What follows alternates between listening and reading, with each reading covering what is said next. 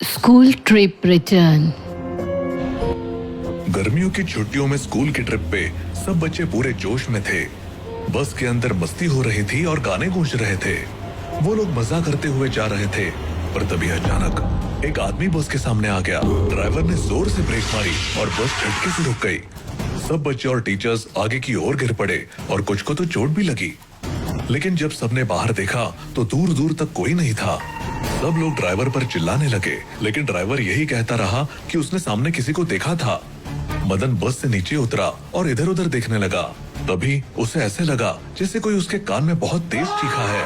वो घबराकर वापस बस में भागते हुए चढ़ गया। अचानक बस के फ्रंट शीशे पर जोर से कुछ टकराया और सब बच्चे चौंक कर उछल पड़े। शीशे पर एक बड़ा सा खून का थप्पा लग गया। सबकी आंखें फटी रह गई और बस के अंदर सन्नाटा छा गया। कंडक्टर खून साफ करने के लिए बाहर निकला। जैसे ही उसने शीशे को साफ करने की कोशिश की, अचानक उसे ऐसे लगा जैसे किसी ने उसे जोर से खींच लिया हो।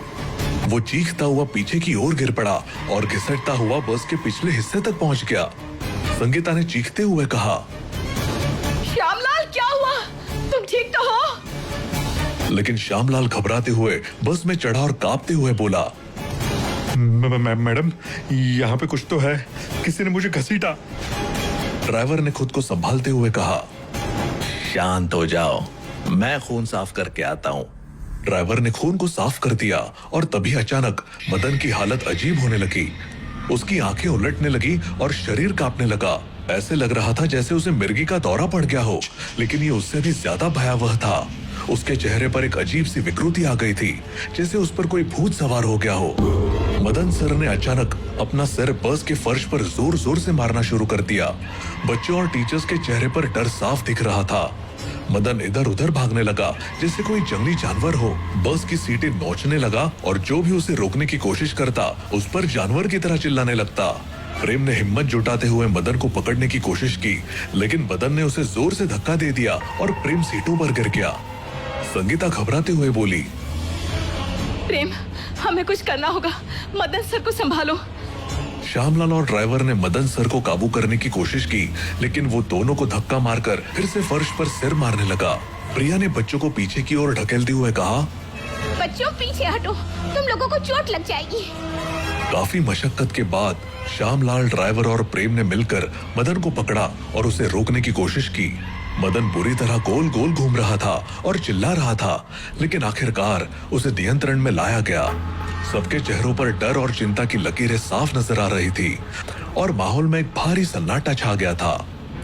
अचानक प्रिया अजीब तरीके से हंसने लगी। उसकी हंसी इतनी तेज और भयानक थी कि सुनकर सबका दिल दहल गया।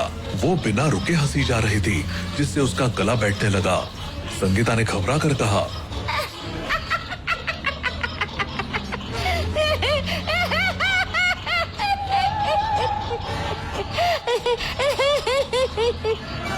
प्रिया, क्या हो गया है? चुप हो जाओ प्लीज। लेकिन प्रिया की हंसी और तेज होती गई। वो अपने गले को पकड़कर हंसते हंसते बेहाल हो गई। तभी अचानक उसकी हंसी रुक गई और वो जोर जोर से दहाड़े मारकर रोने लगी। बच्चे और टीचर्स सब घबरा गए। प्रेम ने उसे शांत करने की कोशिश की। प्रिया, क्या हुआ? क्यों रो रही हो? प्रिया की रुलाई और तेज हो गई। वो अपने बालों को नोचते हुए फर्श पर बैठकर जोर जोर से चिल्लाने लगी।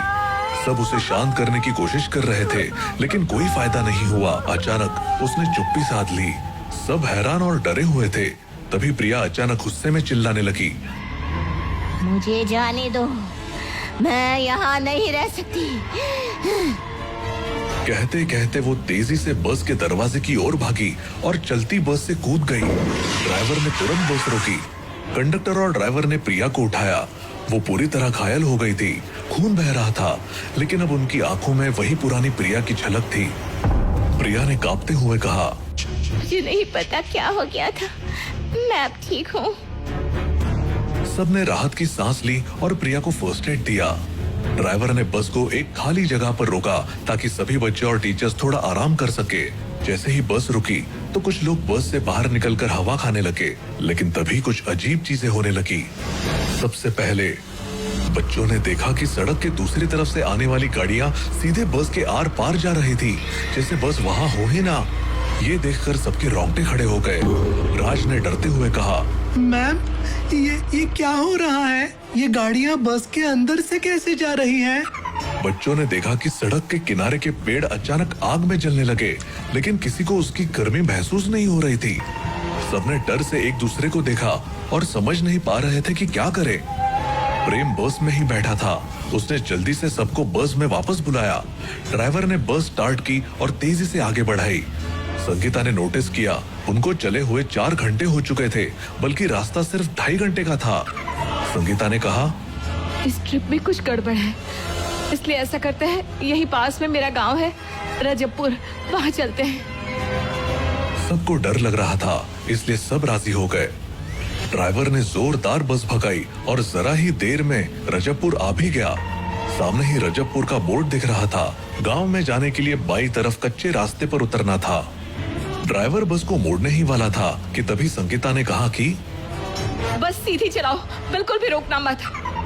ये सुनकर सब हैरान रह गए, क्योंकि खुद संगीता ने कहा था कि मेरे गांव चलते हैं, और अब वो कह रही है कि सीधे चलो। बस सीधी चलती रही। प्रेम ने पूछा कि उसने आखिर ऐसा क्यों किया। तब संगीता ने बताया, मेरा कोई भी रजबपुर नाम का गांव नहीं है। मैंने तो बस यूं ही बोला था ताकि पता लग सके कि क्या हमारे बीच कोई ऐसा है जो ये सब करवा रहा है, और ये शक बिल्कुल सही निकला। सबके पैरों तले जमीन खिसक गई। ये वो क्षण था जब सब एक दूसरे को ही शक की निगाह से देखने लगे। श्रेया रोने लगी। उसे बहुत डर लग रहा था, क्योंकि अब उसका कोई भी टीचर या ड्राइवर और कंडक्टर भी उसके लिए खतरा हो सकता था। संगीता ने श्रेया को चुप कराया। तय हुआ कि जिनको खुद चोट लगी है उन पर तो भूत नहीं हो सकता, जैसे कि कंडक्टर मदन और प्रिया।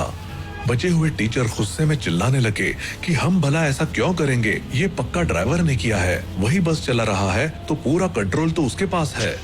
सबने ड्राइवर को घूरना शुरू कर दिया और उसने बस रोक दी। उन सबके बीच बहस चल ही रही थी कि तभी अचानक ड्राइवर ने प्रेम को बुरा भला कहना शुरू कर दिया कि एक वही है जो अब तक बस से नीचे नहीं उतरा, तो शायद वही भूत है। लोगों को उसकी बात सही लगी। सबने जबरदस्ती प्रेम को बस से नीचे उतारकर दरवाजे बंद कर दिए। ड्राइवर ने बस चलाना शुरू कर दी और तभी एक साया बस के अंदर से निकला और उसने जाकर प्रेम को मौत के घाट उतार दिया। इधर मदन एकदम से बोला, पहुंच गए क्या? मदन की बात सुनकर सब कंफ्यूज हो गए कि अभी इतना सब हो रहा है और ये कह रहा है कि पहुंच गए क्या। तो मदन ने बताया कि वो ट्रिप चालू होते ही सो गया था और अभी उसकी आंख खुली है। ये सुनकर सब समझ गए कि भूत मदन के अंदर था। कंडक्टर ने कहा, तो इसका मतलब हमने प्रेम सर को बेवजह उतार दिया। चलो उन्हें ले आते हैं। पर जब वो लोग वापस पहुंचे तो वहां प्रेम की लाश पड़ी थी। अब सबको सब कुछ क्लियर समझ आ गया था कि अब तक भूत मदन के अंदर था और उसने बाहर निकलकर प्रेम को मार दिया। लेकिन अब वो किसके अंदर है?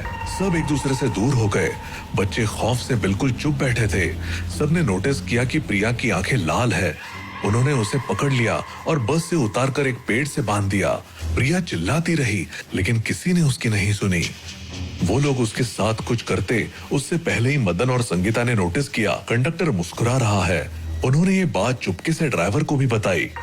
ड्राइवर ने जोर से कहा, मैं डंडा लेकर आता हूँ और प्रिया को मारता हूँ ताकि उसके अंदर से भूत निकल जाए।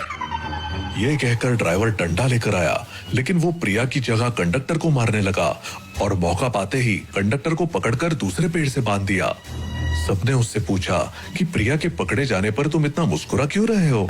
वो कोई जवाब दे पाता उससे पहले ही अचानक श्रेया हवा में उड़ती हुई बस से बाहर आई और खतरनाक आवाज में बोली, मैं यहाँ हूँ और अब तुम सबकी मौत पक्की है।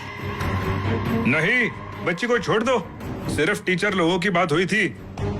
ये सुनकर सबने कंडक्टर का गिरेबान पकड़ लिया और उससे सच पूछने लगे। तब उसने बताया कि दरअसल उसका बच्चा भी इसी स्कूल में पढ़ता था और वो भी इस ट्रिप पर आना चाहता था, लेकिन वो ठहरा गरीब इंसान इस ट्रिप के पैसे नहीं दे पाया और टीचर्स ने उस बच्चे को इतना परेशान किया कि वो डिप्रेस्ड हो गया और फिर एक दिन वो छत से गिरकर मर गया।